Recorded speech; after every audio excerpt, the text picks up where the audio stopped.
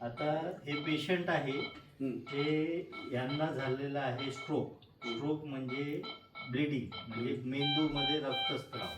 दोन प्रकारचे स्ट्रोक असतात. एक तर असतं इस्केमिक स्ट्रोक आणि दुसरं असतं हिमरेजिक स्ट्रोक.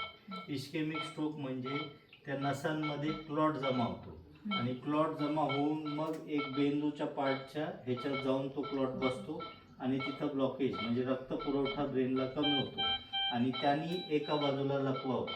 तर ते लकवा होण्याचे वेगवेगळ्या रिजनमध्ये प्रॉब्लेम होतात. म्हणजे आपल्या बोलण्याचा तोतलापणा येतो, तर त्याला काय म्हणतो आपण, ब्रोकाज एरिया म्हणतो ब्रेनमधला. आता ब्रोकाज एरियामध्ये समजा ब्लिडिंग झालं, ब्लिडिंग तर मग बोलणं बंद होतं. पण आपला पेशंट हे बोलतंय, फक्त त्यांना लेफ्ट साइडेड पॅरालिसिस झालं आहे. आता पॅरालिसिस झालं आहे म्हणजे समजा लेफ्ट साईडचं झालं आहे तर म्हणजे राईट साईड मेंदूमध्ये प्रॉब्लेम आहे. तर आपण ह्या अशा पेशंटमध्ये सी टी स्कॅन करतो.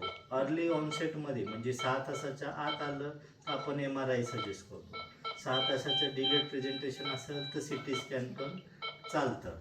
तर त्याच्यात आपण डिफरन्शिएट करतो का हे इस्केमिक स्ट्रोक आहे का हिमरेजिक स्ट्रोक आहे. समजा क्लॉटमुळे स्ट्रोक झाला आहे तर त्याच्यात आपण ब्लड थिनर गोळी देतो, म्हणजे इकोस्ट्रीन, क्लोपिडॉग्रेल, अटोवास्टॅटिन.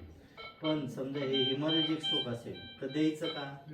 नाही द्यायचं, कारण की ब्लिडिंग त्यांनी वाढते. तर हे असे आपण स्ट्रोकचे पेशंट आता याच्या पुढे असं त्यांची केअर देणे. मग नर्सिंग केअरमध्ये तुमचे बेड सोर्स त्याला झालं नाही पाहिजे, त्यांना फिजिओथेरपी देणे, त्यांना मुवमेंट करणे.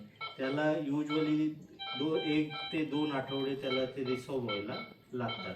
तोपर्यंत nursing care, physiotherapy, bed source न होऊन देणे, बाकीची ट्रीटमेंट करणे हे महत्त्वाचं असतं. तर हे केअर आता तुम्ही तर घेतातच आहे. तर या पद्धतीने अशी ट्रीटमेंट होते. पायात ते काय असतं, बेड रिडन असतात, म्हणून DVT होऊ नये म्हणून आपण जर इस्केमिक स्ट्रोक असेल तर क्लेक्सेन देतो किंवा मग यांना स्टॉकिंग्स देणे, म्हणजे स्टॉकिंग्स लावा. आता काही काही मशिनरी येतात, म्हणजे मशीन मोठ्या मोठ्या हॉस्पिटलमध्ये DVT प्रोफायलॅक्सिस म्हणून, तर त्याच्यात आपण हे करतो. तर ते पण एक ट्रीटमेंटचा भाग आहे. बाकी काही इन्फेक्शन होऊ द्यायचं नाही. ताप वगैरे येऊ शकतो, निमोनिया होऊ शकतो अशा पेशंटची, इम्युनिटी कमी असते.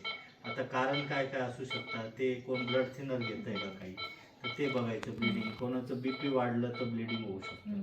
तर असे वेगवेगळे कारण आहे. तर त्या पद्धतीने डॉक्टर्स ट्रीटमेंट करतात. ठीक आहे, चालेल. Thank you sir. Thank you sir.